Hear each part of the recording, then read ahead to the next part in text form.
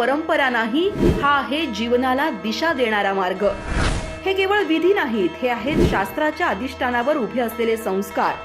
सनातन धर्मातील सण, पूजा, आचार आणि त्यामागचा अर्थ शास्त्रीय दृष्टिकोनातून, साधकांच्या संवादातून.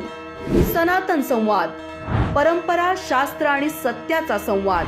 या रविवारी पाहूयात सनातन संस्थेचे अमोल कुलकर्णी यांची होळी या सणासंदर्भातील मुलाखत. आर चॅनल, सर्वांच्या घराघरात, प्रत्येकाच्या मनामनात. नमस्कार. हिंदू धर्मातील सण, समारंभ, उत्सव, परंपरा, श्रद्धा या सर्वांवर शास्त्रीय दृष्टिकोनातून प्रकाश टाकणाऱ्या सनातन संवाद या विशेष मालिकेत आपणा सर्वांचं मनपूर्वक स्वागत. आज आपण होळी या सणावर या सनातन संवादमध्ये संवाद साधणार आहोत आणि त्यासाठी आपल्यासोबत आहेत माननीय सनातन संस्थेचे माननीय अमोल कुलकर्णी सर. आधी आपण त्यांचं स्वागत करूया. सर नमस्कार आमच्या या कार्यक्रमात. आपण आता नुकत्याच वेगवेगळ्या सणांच्या माध्यमातून म्हणजे वेगवेगळ्या सणांच्या वरती आपण शास्त्रीय दृष्टिकोनातून चर्चा करतच आहोत वेगवेगळ्या भागामध्ये. आज आपण होळी या सणावरती चर्चा करणार आहोत. तर होळीचं नेमकं महत्व काय? होळी सण नेमका कुठल्या महिन्यात कशा पद्धतीने येतो, त्याचं शास्त्रीय महत्व काय? होळी सण जो आहे तर तो फाल्गुन पौर्णिमेला होळी ही साजरी केली जाते. आता हा जो होळी सण आहे तर हा भारतात ठिकठिकाणी साजरा केला जातो. तर त्याला वेगवेगळी नावं आहेत त्या भागाप्रमाणे. अच्छा. जसं की उत्तर भारतामध्ये याला होळी म्हणतात किंवा डोला यात्रा असं म्हणतात. बंगालमध्ये या सणाला दौला यात्रा असं म्हणतात. अच्छा. बिहारमध्ये याला फगुआ असं म्हणतात. केरळमध्ये याला कामदहन असं म्हणतात. महाराष्ट्र आणि गोवा या राज्यांमध्ये याला होळी किंवा शिमगा किंवा हुताशनी महोत्सव, होलिका दहन असं म्हणतात.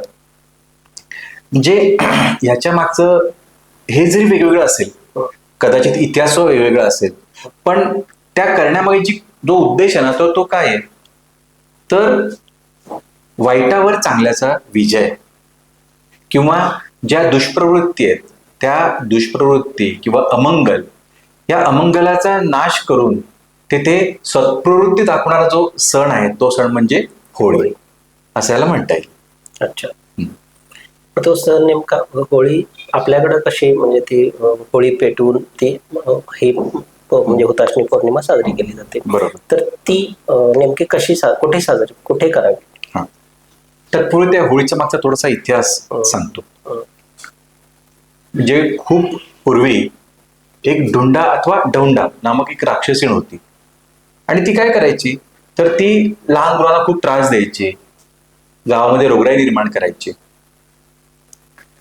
आता काही केल्या ती तिथून जात नव्हती. मग सगळ्यांच्या मनामध्ये प्रश्न निर्माण झाला की हिला हाकलायचं कसं.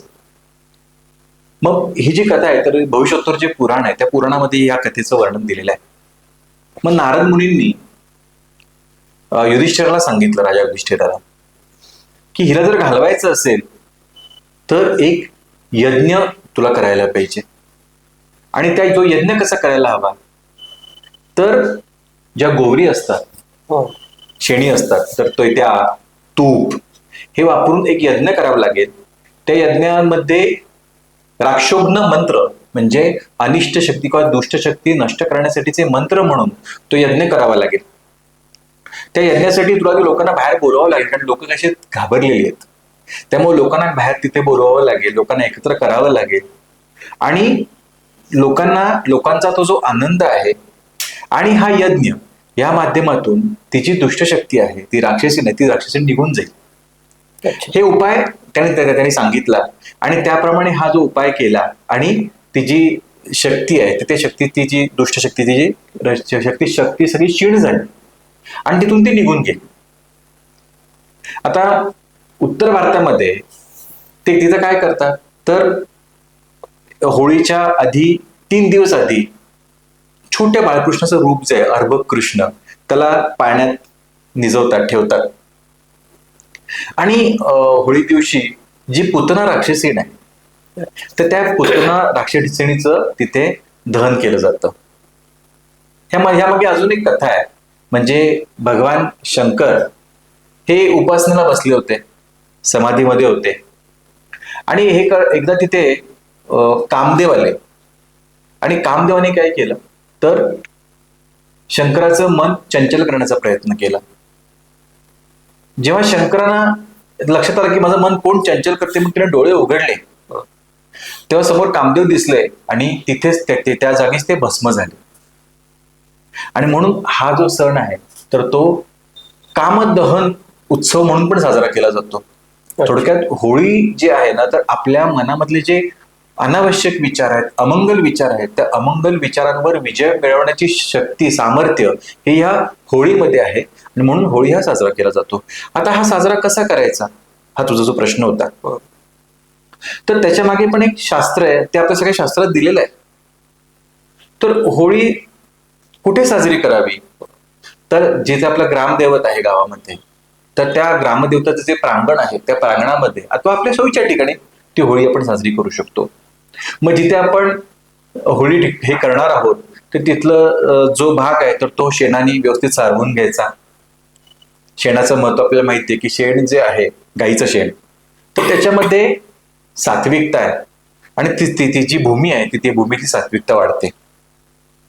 त्यानंतर तिथे आपण एरंडा असेल किंवा माड आहे किंवा पोफळी आहे अथवा ऊस हा तिथं उभा करायचा. त्याची उंची जी ती 4 फुटापर्यंत असावी आणि त्याच्या बाजूनी गोलाकार अशा गोऱ्या लावून घ्यायच्या.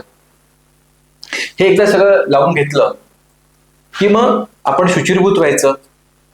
जे होळी पेटवणार आहेत त्यांनी शुचिर्भूत व्हायचंय.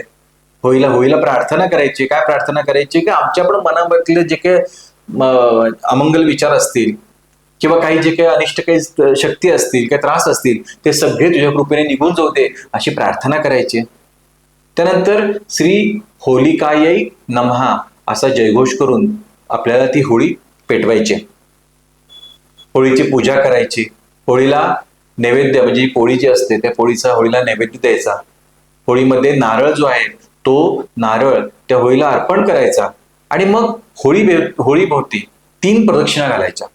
ह्या प्रदक्षिणा घालत असताना हळुवारपणे बोंब मारायची आणि ह्या प्रदक्षिणा घालायच्या आणि होळीला आपलं रक्षण होऊ दे, होलिका जी देवता आहे त्या होलिका देवतेपासून आपलं रक्षण होऊ दे म्हणून तिला प्रार्थना करायची. असा हा होळी सण साजरा करण्यामागचा विधी आहे. बोंब मारणे हे जे आहे हे इतर वेळी आपल्याकडं म्हणजे खूपच ते अशुभ मानलं जातं, पण होळीच्या सणा दिवशी मात्र त्याला विशेष महत्व आहे. म्हणजे बोंब मारूनच होळी साजरी केली जाते. बरोबर. मग ह्याच्या पाठीमागे काय शास्त्र आहे? आता बोंब मारण्याच्या पाठीमागे शास्त्र काय आहे तर इथं लक्षात काय घ्यायचं की जेव्हा होळीच्या दिवशी जेव्हा बोंब मारली जाते आपण आधी देवाला प्रार्थना करतो, होलिका देवीला प्रार्थना करतो की मनामधले सगळे अनावश्यक विचार, वाईट विचार, दुष्प्रवृत्ती नष्ट होऊ देत. आणि ही प्रार्थना करून आपण जेव्हा हळुवारपणे बोंब मारतो ना तेव्हा काय होतं की आपलं मन जे आहे ना त्या मनातले सगळे अनावश्यक विचार निघून जातात आणि मन हे शांत होतं. त्याचबरोबर आपल्याला काही आपल्या भोवती काही नकारात्मक शक्तींचं आवरण असेल तर ते आवरण पण निघून जातं. आणि म्हणून केवळ ह्याच दिवशी आपल्या धर्माने जे बोंब मारण्याचं शास्त्र जे सांगितलंय तर त्याला मान्यता दिलेली की त्या दिवशी आपण मारू शकतो. म्हणजे इथे लक्षात काय घ्यायचं ना की हे करत असताना म्हणजे आज एक प्रघात असं रूढ झालेलं आहे की कोणाच्या नावाने बोटं मोडणे, कोणाच्या नावाने बोंब मारणं असं नाही येते. तर माझ्यातलं जे काही अनिष्ट आहे, जे काही वाईट आहे, माझ्यामधले जे काही अमंगल आहे ते दूर जाऊ देत ह्या विचाराने ती बोंब मारायची आणि ती पण हळूवार मारायची. हे त्यामागचं शास्त्र. आयुर्वेदानुसार काही महत्व आहे का या सणाचं? आता आयुर्वेदानुसार कसं आहे की होळी जो काळ आहे साधारणपणे हिवाळा सरत आलेला असतो. हिवाळ्यामध्ये काय की मनुष्यातला जो कफ आहे ना तो कफ हा वाढलेला असतो. आणि मग जेव्हा आपण होळी साजरी करतो तो होळीतनं जो धूर उत्पन्न होतो त्या धुराने काय होतं, तो जो कफ आहे तर तो कफ हा पातळ होतो किंवा कफ जो आहे तो कफ निघून जातो, कफ अल्प होऊन जातो. त्याचबरोबर होळीचं अनेक वैशिष्ट्य काय तर त्या धुरामध्ये ना एक आध्यात्मिक शक्ती असते आणि त्या शक्तीमुळे काय होतं की व्यक्तीवरचं जे काही नकारात्मक आवरण आहे तर ते आवरण पण दूर होतं. थोडक्यात काय तर हा होळी जो सण आहे ना तर तो आपल्याला ना आनंदाकडे नेणारा सण आहे. आपल्यातला आनंद आहे आणि तो आनंद वाढवणारा सण आहे. आणि आपल्या हिंदू धर्माचं हेच वैशिष्ट्य आहे की आपला प्रत्येक हिंदू धर्म आहे ना, हा आपल्याला काय, आपला हिंदू धर्म आपल्या प्रत्येक सणामध्ये आनंद शोधायला शिकवतो, आनंद मिळवायला शिकवतो. हे त्यामागचा मूळ उद्देश आहे. अच्छा.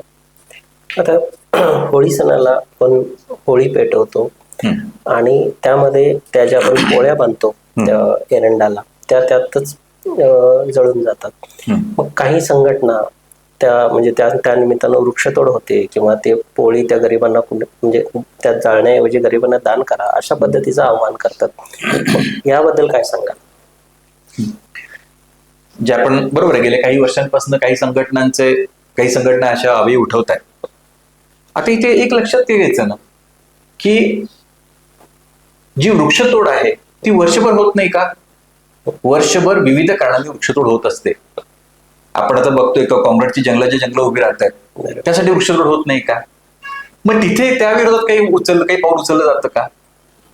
तर अजिबात नाही. त्यावेळी काही म्हटलं जात नाही.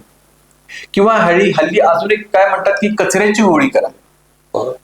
आता आपण शास्त्र समजून घेतलं की होळीमध्ये काय वापरलं जातं. होळीमध्ये गाईची शेणी वापरलं जातात. होळीमध्ये काय वापरलं जातं, तर होळीमध्ये गाईचं तूप वापरलं जातं. आता शेणी, तूप आणि अग्नी ह्या जेव्हा एकत्र येतात ना, तेव्हा म्हणजे हे सायंटिफिकली वैज्ञानिक दृष्ट्या पण सिद्ध झालेलं आहे की मोठ्या प्रमाणावर ती ऑक्सिजनची निर्मिती होते. वातावरण मोठ्या प्रमाणावरती शुद्ध होतं आणि म्हणून जिथे जिथे यज्ञ सुरू असतात ना, त्या यज्ञामुळे वातावरणाची शुद्धी होते. हे आज म्हणजे विज्ञाने सुद्धा सिद्ध केलेलं आहे. मग समजा आपण कचऱ्याची होळी केली, आता आपण आध्यात्मिक दृष्ट्या बघायचं, कचऱ्याची होळी केली तर काय होईल? कचरा काय आहे, तर कचरा म्हणजे रजतमात्मक आहे. आपण घरामधले जे नको आहे ते टाकून देतोय ना. मग या रजतमात्मक जर आपण होळी केली तर त्यातनं काहीतरी सत्वगुण प्रक्षेपित होईल का? नाही होणार. उलट त्यातनं काय प्रक्षेपित होईल? त्यातनं रजतमच प्रक्षेपित होईल. आणि रजतमाची जी आपण होळी केली, कचऱ्याची होळी केली, तर त्यातलं कोणत्याही प्रकारचा आपल्याला आध्यात्मिक स्तराचा लाभ होणारच नाहीये. इथे लक्षात काय घ्यायचं ना की अशा प्रकारच्या ज्या संघटना आहेत, तर त्या संघटना कचरा उठावासाठी काय करतात, किंवा हे जे कचऱ्याचे ढीग आहेत हे जे वर्षभर असतात, या संघटना वर्षभर त्या कचरा उठावासाठी किंवा त्या कचऱ्या पेटून देण्यासाठी ह्यांच्या माध्यमातून काही कृती होते का? खेदाने नाही असंच म्हणावं लागेल. अजून एक प्रकारचे अपप्रचार केला जातो, काय तर होळी लहान करा आणि पोळी दान करा. आता इथे आपण पण तेच सांगितलं की मगाशी की होळी जास्तीत जास्त 4 फुटापर्यंतच करा. आणि पोळी जी आहे ना, तर होलिका नावाची जी देवता आहे, तर त्या देवतेला तो जो हवीर भाग आहे, नैवेद्य आहे, म्हणून ती नैवेद्य म्हणून ती पोळी द्यायची. आणि तो नैवेद्य नंतर आपण इतरांना वाटू पण शकतो. म्हणजे आपण देवाला नैवेद्य दाखवतो त्या माध्यमातून.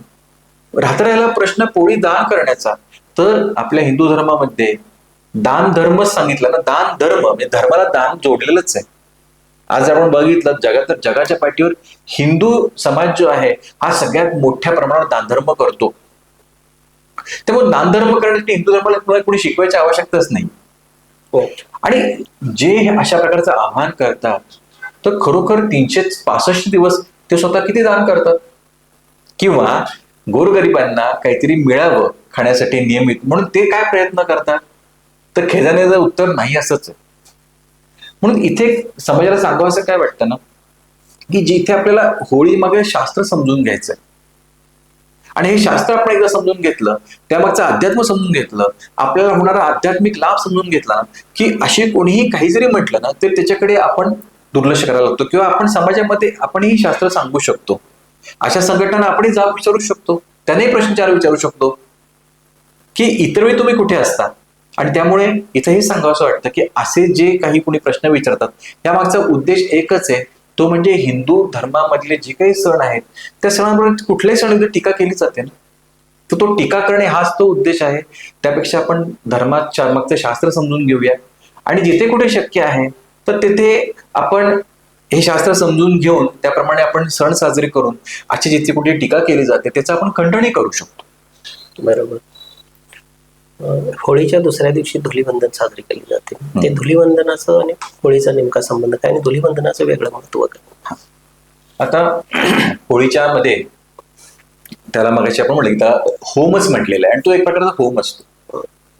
आता त्याची जी राख आहे तर दुसऱ्या दिवशी काय केलं जातं, त्या राखेचंही पूजन केलं जातं आणि त्याचं पूजन करून काही ठिकाणी ती राख जी आहे तर ती धारण केली जाते किंवा ती राख जी आहे ती की ज्याला विभूती आपण म्हणतो की त्या विभूती ही अंगाला फासली जाते. त्याच्या मागचं शास्त्र काय आहे तर होळीच्या दिवशी तो जो यज्ञ झालेला असतो त्या यज्ञाच्या माध्यमातून मोठ्या प्रमाणावरती तेज तत्व प्रक्षेपित होत असतं. आता हे जे तेज तत्व आहे तर हे तेज तत्व किंवा देवतांचा आशीर्वाद, ईश्वराची किंवा देवतांची जी आलेली जी चैतन्य आहे ते त्या राखेमध्ये असतं आणि ते त्या धुळवडीला किंवा धुलीवंदन म्हणतो आपण, तर ती राख अंगाला फासून ती राख उधळणे, एकामेकाला लावणे. तर ह्या मागचे शास्त्र काय तर ते जे तेज तत्व आहे तर ते ग्रहण करणे, त्याचा लाभ आपल्याला व्हावा यासाठी ती राख एकमेकाला लावली जाते आणि ती आपल्याला पण लावली जाते. तर हा त्याच्या मागचा उद्देश आहे की निर्माण झालेली जी राख आहे, विभूती आहे, त्याचा आपल्याला आध्यात्मिक स्तरावर लाभ व्हावा यासाठी धुलीवंदन साजरं केलं जातं. अच्छा, धुलीवंदन सगळीकडं आता तुम्ही मगाशी वेगवेगळ्या प्रांतात वेगवेगळ्या पद्धतीनं होळी साजरी केली जाते म्हणतात. धुलीवंदन ही तसंच असतं का म्हणजे सगळीकडं काय त्याच्या परत वेगवेगळे? हा, धुलीवंदन सुद्धा जसं मगाशी म्हटल्याप्रमाणे काही ठिकाणी धुलीवंदन साजरं करतात तर काही प्रांतामध्ये धुलीवंदनाऐवजी जी पंचमी आहे तर त्या पंचमीला रंगपंचमी म्हणून ती साजरी केली जाते. मुळात हा सण जो आहे तो पौर्णिमेपासून पंचमीपर्यंत काही ठिकाणी 2 दिवस, काही ठिकाणी 3 दिवस, तर काही ठिकाणी 6 दिवस साजरा केला जातो. अच्छा, तर त्या ओघातच आपल्याकडे आता होळी, धुलीवंदन, त्यानंतर रंगपंचमी असाच आपल्याकडे प्रघात आहे. बरोबर. तर रंगपंचमी आता मगाशी बोलल्याप्रमाणे रंगपंचमी बाबत ही बरेच संस्थांची पाण्याची नासाडी होते, रंगांचे दुष्परिणाम होतात, अशी हे म्हणजे अशा तक्रारी असतातच. बरोबर. मग रंगपंचमी नेमकी कशी साजरी करावी, रंगपंचमीचं महत्व काय आहे? आता इथे एक लक्षात काय घ्यायचं की रंगपंचमी आपण जेव्हा साजरी करतो त्याच्या मागे साजरी करण्याचा त्यामागे पण उद्देश काय आहे तर हे जे काही ईश्वरी चैतन्य आहे ते चैतन्य रंगांच्या माध्यमातून ग्रहण करणे हा रंगपंचमी साजरा करण्यामागचा उद्देश आहे. आता हा जो रंगपंचमी आहे खूप अगदी म्हणजे कृतयुगापासून साजरी करत आलेलो आहोत. म्हणजे आपण अगदी ह्याच्यामध्ये पण ऐकलं ना की महाभारतामध्ये सुद्धा हे याचे उल्लेख आढळतात. स्वतः भगवान श्रीकृष्णाने सुद्धा ही साजरी केलेली आहे. तर ही रंगपंचमी साजरी करताना आता नवीन हल्ली काय आलेलं आहे काही वर्षांपासून की जे रासायनिक रंग आहेत ते रासायनिक रंग की ज्या मागे काही रसायनं त्याच्यामध्ये मिसळलेली असतात आणि हे रासायनिक रंग आहेत तर ते अत्यंत घातक असतात, पण ते स्वस्त आहेत किंवा ते तयार करायला आपल्याला काही वेळ करावा लागत नाही म्हणून हल्ली बरेच जण काय करतात ते रासायनिक रंग विकत घेतात आणि मग ते रासायनिक रंग लावले जातात. आपण पाहतो ना गेल्या अनेक वर्षांपासून वर्तमानपत्रामध्ये रंगपंचमी झाली की दुसऱ्या दिवशी येतं ना की अनेकांना दम्याचे त्रास झाले, काही जणांचे डोळ्यामध्ये रंग जाऊन डोळे गेले, काही जणांच्या तोंडामध्ये रंग जाऊन प्राण सुद्धा गमवावा लागलेला आहे. मग अशा घटना पण घडतात. म्हणजे एकीकडे आपण आनंद मिळावा म्हणून सण साजरे करतो तर दुसरीकडे मात्र चुकीच्या पद्धतीने साजरे केल्यामुळे ते दुःखच कुठेतरी प्राप्त होते. मग रंगपंचमी साजरी करताना काय काळजी घ्यायची तर रंगपंचमी साजरी करताना आपण नैसर्गिक रंग वापरून ती रंगपंचमी साजरी करत आहोत ना. रंगपंचमी साजरी करत असताना मला ईश्वराचा आशीर्वाद मिळवायचा आहे हे आपल्याला भान आहे ना, हा आपला भाव आहे ना, हे आपण साजरं करू शकतो. मगाशी तुम्ही सांगितलं की पाण्याचा वापर जो आहे ते अगदी बरोबर आहे की पाण्याचा वापर हा योग्य पद्धतीने आपण करतोय ना किंवा कुठेतरी अनावश्यक पाणी वाया जात नाहीये ना. कारण जल ही पाणीच आहे तर त्याला आपण जलदेवता म्हणतो ना. अनावश्यक पाणी वापरणे किंवा पाण्याचा अतिरेक करणे हा सुद्धा कुठेतरी तो जलदेवतेचा अवमानच आहे. मग हे साजरे करत असताना आपण तो अतिरेक करत नाहीये ना हेही पाहायला पाहिजे. पण त्याचबरोबर इथे हे पण लक्षात पुन्हा तेच घेऊया की काही संघटना हा मुद्दामच हिंदू धर्माला एक प्रकारचं लक्ष करण्याचा प्रयत्न करतात. आज अनेक ठिकाणी रंगपंचमीच्या निमित्ताने रेकॉर्ड ब्रेक डान्स लावणे, डीजे लावणे किंवा रेन डान्स यासारख्या सुद्धा विकृती आलेल्या आहेत. मग ह्या ज्या विकृती आहेत ह्या विरोधामध्ये अवश्य पण आवाज उठवायला हवा. इथे आपण त्यांचं प्रबोधन करायला हवं. अगदी आपण पोलिसांचं तक्रार करू शकतो कारण आपल्या धर्मामध्ये असे रेन डान्स किंवा अशा विकृतींना कुठे स्थानच नाहीये. कर्णकर्कश गीत संगीत लावणे हे कुठेही आपल्या धर्मामध्ये नाहीये. त्यामुळे असं कुठं घडतंय का हे पण आपण बघायला पाहिजे. आदर्श रंगपंचमी साजरी करत असताना आपण हाही भाग घ्यायला पाहिजे की आज आपण पाहतो की रंगपंचमी साजरी करताना महिलांवरती रंग उडवले जातात किंवा रंगपंचमी साजरी करताना काहीतरी अश्लील बोलणं, अश्लील काहीतरी अश्लाघ्य हावभाव करणं असे प्रकार केले जातात किंवा रंगपंचमी साजरी करताना म्हणजे फुगे फेकून मारणे असे प्रकार केले जातात. तर असे गैरप्रकार कुठे होत नाहीयेत ना, हे सुद्धा आपल्याला पाहायला पाहिजे. तसंच रंगपंचमीच्या वेळी किंवा होळीच्या वेळी काही काही ठिकाणी ना वाटमारी केली जाते, म्हणजे लोकांना अडवून त्याच्याकडे पैसे घेतले जातात. मग असेही कुठे गैरप्रकार होत नाहीयेत ना, हे सुद्धा आपल्याला तिथे पाहायला पाहिजे. कारण जसं मगाशी म्हटलं की आनंदाची उधळण करणारे हे सण आहेत. बरोबर. आणि हेच आपल्याला तिथे लक्षात ठेवायचं आहे, म्हणून ती आपण काळजी घ्यायला पाहिजे. आता नैसर्गिक रंग जे आहेत तर त्याचा काय लाभ होतो तो आपण थोडक्यात समजून घेऊया. आणि नैसर्गिक रंग कसे आपण करू शकतो, कारण साहजिकच आरनूजच्या प्रेक्षकांना मनामध्ये विचार येऊ शकतात ना की नैसर्गिक रंग आपण घरच्या घरी कसे करायचे, कारण आपल्याला काय माहित त्यात काय रसायनं घातले. तर काही थोडक्यात मी सांगतो. जसं लाल रक्तचंदन असतं, त्या लाल रक्तचंदनाची जी भुकटी आहे ना, तर त्याचा वापर आपण लाल रंग म्हणून करू शकतो. किंवा ते आपण जर पाण्यामध्ये मिसळलं तर त्याचा वापर पण लाल रंग म्हणून करू शकतो.